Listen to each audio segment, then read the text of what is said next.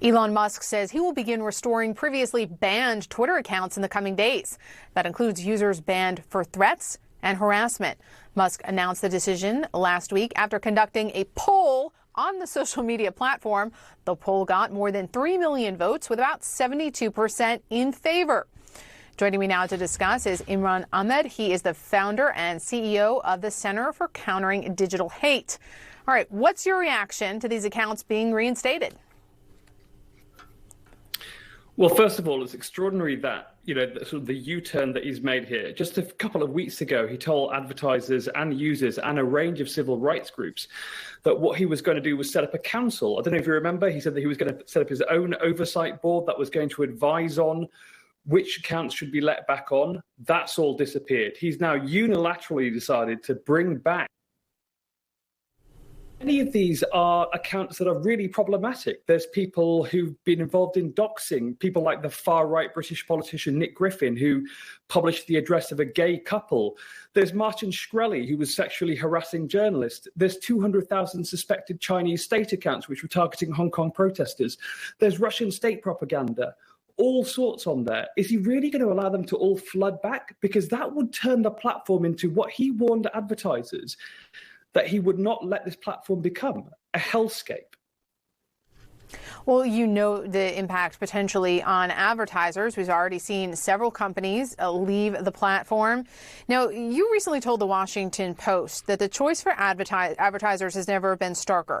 Stick around and back Elon Musk, or protect their brands and ensure their marketing dollars aren't used to enable the spread of hate, abuse, and disinformation. How do you think that this decision is going to impact advertisers? Well, I think advertisers are already nervous. We've seen a lot of them moving their marketing dollars away from Twitter. Part of the reason that he introduced the $8 charge was in a desperate attempt to bring back revenues, because the truth is that advertisers are the only things that keeps Twitter afloat, and crucially allows him to service the enormous billions of dollars of loans that he's taken to buy Twitter. So this company, which he never wanted to buy, let's never forget, he spent 7 months trying to get out of his initial sort of, decision to say he was going to purchase it, that actually he has to bring in it. And it's not quite clear that he can do that.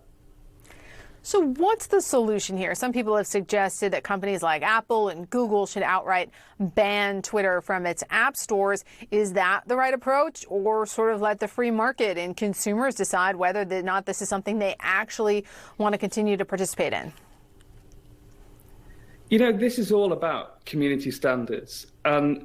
Twitter actually has rules against racism. Another bit of research that CCDH did showed that there's actually been a massive increase in the amount of racism, of bigotry of all kind on this platform. And the platform's not enforcing those standards, which are both our responsibilities as users, yes, but they're also reciprocal rights that we expect not every time we use that platform.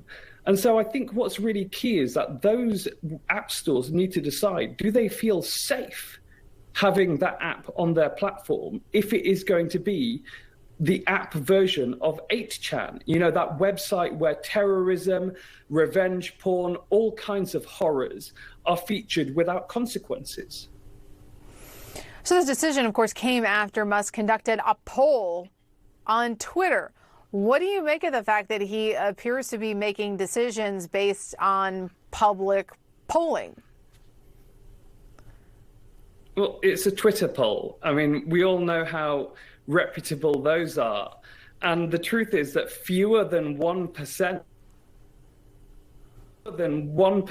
of the users of Twitter actually voted in that poll.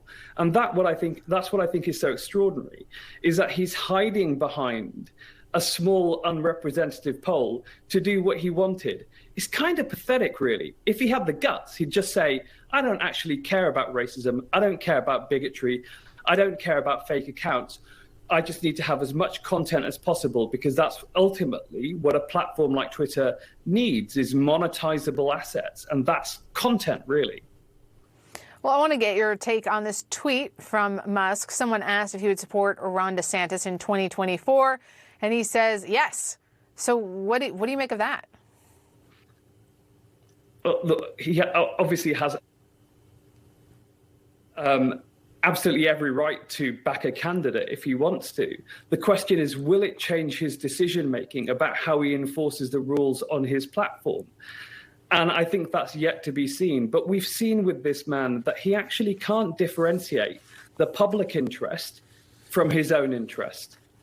And that, I think, is going to be the key problem going forwards. What happens when you hand over a platform of democratic significance like Twitter to a man who believes himself to be beyond true democracy and out of the reach of democratic legislators, whether they are in the US, the UK, the EU, or anywhere else in the world? Well, we're about to find out. Imran Ahmed, thank you so much.